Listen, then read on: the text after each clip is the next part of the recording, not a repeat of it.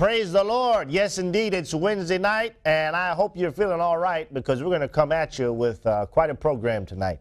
Jesus or Muhammad? Yes, indeed. We're going to be talking tonight about a book that has been just recently published. And what is the title of that book, Brother David? The title of the book is I Am Nujood, Age 10 and Divorced. Oh, boy.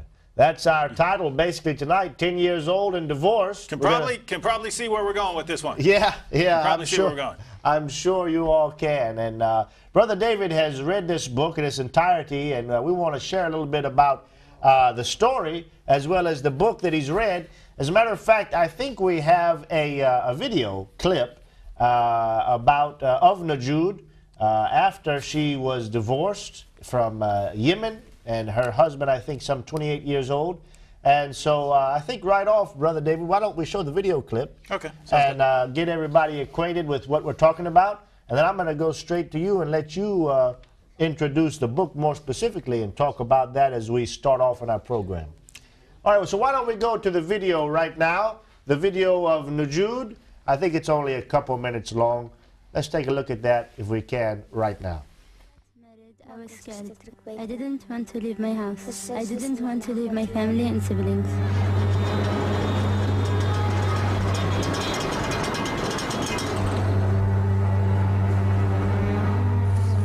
He was asking me to sleep with him, but I refused.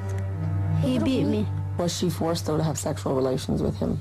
We have a big problem here in Yemen about the age for the marriage. I hope to change this law. I didn't want to get married, and I wanted to get divorced. I went to the court to look after my cases. They said some girls should come here to ask about divorce. When I spoke with her, I feel like she is my daughter. I put her in my arm, okay, and I hugged her. I said, don't be afraid. I will help you, and you will take the divorce.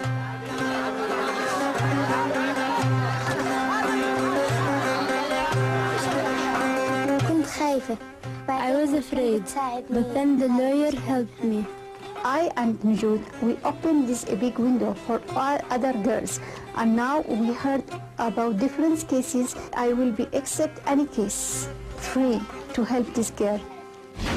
Get involved. CNN.com/. All right, welcome back to News and Views. You saw a little bit, at least, of the young lady there and a little information. Obviously, that was courtesy of CNN. And Brother David, you have read the book, I think, in its entirety.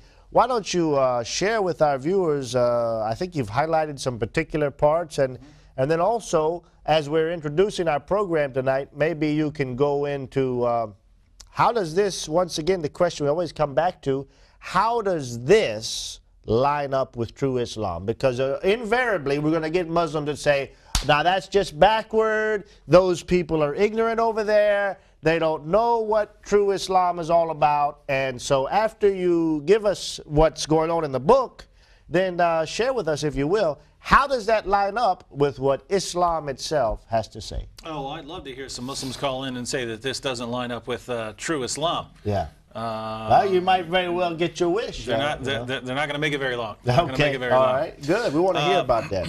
Well, Nujood Ali was raised in a very small village. Her family had to leave the village when her sister was raped. And, of course, as is so frequent in Islamic culture, you blame the victims. You blame the victims. And so her family was in trouble because her sister was raped. And so they moved to a bigger city, and the father signed a marriage contract with her.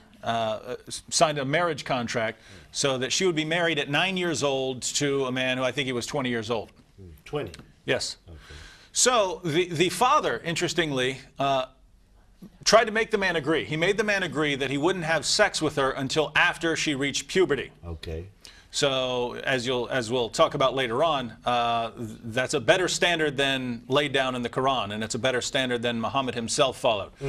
So in other words, we find that many Muslims have higher moral standards than Muhammad himself had, because if he were following the Quran, and if her father were following the actions of Muhammad, the example of Muhammad, he wouldn't have cared if the man has sex with her before she reaches puberty.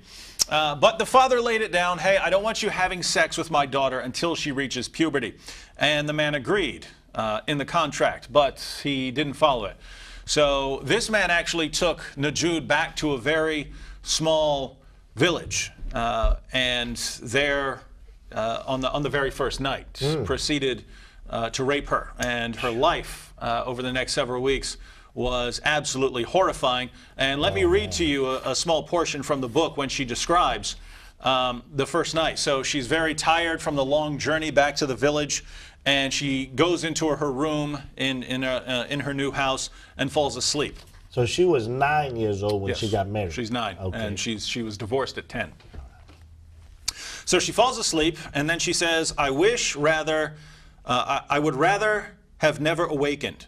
When the door crashed open, I was startled awake and thought that the night wind must have come up unusually strong.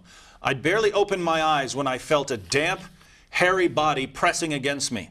Someone had blown out the lamp, leaving the room pitch dark. I shivered. It was him. I recognized him right away from that overpowering odor of cigarettes and khat. He stank like an animal. Without a word, he began to rub himself against me. Please, I'm begging you, leave me alone, I gasped. I was shaking. You are my wife. From now on, I decide everything. We must sleep in the same bed.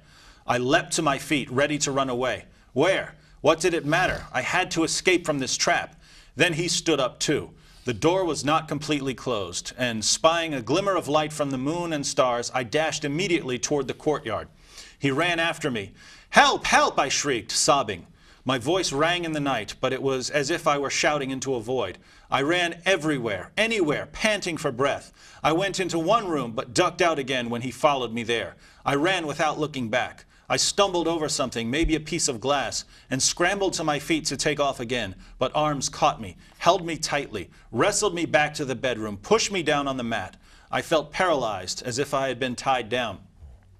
Hoping to find a female ally, I called out to my mother-in-law, Auntie! There was no reply. I screamed again, somebody help me! When he took off his white tunic, I rolled into a ball to protect myself, but he began pulling at my nightshirt, wanting me to undress. Then he ran his rough hands over my body and pressed his lips against mine. He smelled so awful, a mixture of tobacco and onion. I tried to get away again, moaning, get away from me, I'll tell my father. You can tell your father whatever you like. He signed the marriage contract. He gave me permission to marry you. You have no right. Nujood, you are my wife. Help! Help! He started to laugh nastily. I repeat, you are my wife. Now you must do what I want. Got that? Suddenly, it was as if I had been snatched up by a hurricane, flung around, struck by lightning, and I had no more strength to fight back. There was a peal of thunder, and another, and another. The sky was falling down on me, and it was then that something burning, a burning I'd never felt before, invaded the deepest part of me. No matter how I screamed, no one came to help me. It hurt awfully, and I was all alone to face the pain. With what felt like my last breath, I shrieked one more time, I think, and then lost consciousness. It was a 9-year-old girl being raped until she passes out by a husband much older than she was. So this is Nujood's first experience with marriage following the practices laid down in Islam by the Quran and by the example set by Muhammad himself. The difference is that while this was very common in the rural areas of Yemen, it's very uncommon for a girl to rebel against this, because when you're told that if you try to leave your husband, you're dishonoring your family. And Nujood was told repeatedly, you cannot leave. She went back. She ultimately, when her husband took her back to the city, she visited her family. She told what had been happening, and he was beating her regularly. He was treating her horribly, raping her, beating her during the day, raping her at night, until she's horrified. She's horrified to even go to sleep at night because she knows her husband's about to come in the room and rape her. So this is the situation she's in. When she finally gets a chance to visit her family, she's begging her family to take her back, to take her away from this man. And they tell her, no, it's a matter of family honor. It would be a disgrace to your family for you to leave your husband when we've signed this marriage contract. And so she decides that she's going to go to court. And this was the first time that a girl so young had been taken to court, because all the other girls, they understand it's a matter of family honor. If you divorce your husband, where are you going? Your family? What are they going to do? Yeah. What are they going to do in a culture that allows honor killings?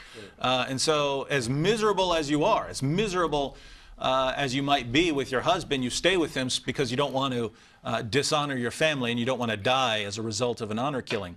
But Nujood went to court, and she ultimately won the case. Of course, her husband got off scot-free, despite the fact that he'd been raping a 9-year-old girl and beating her and so on.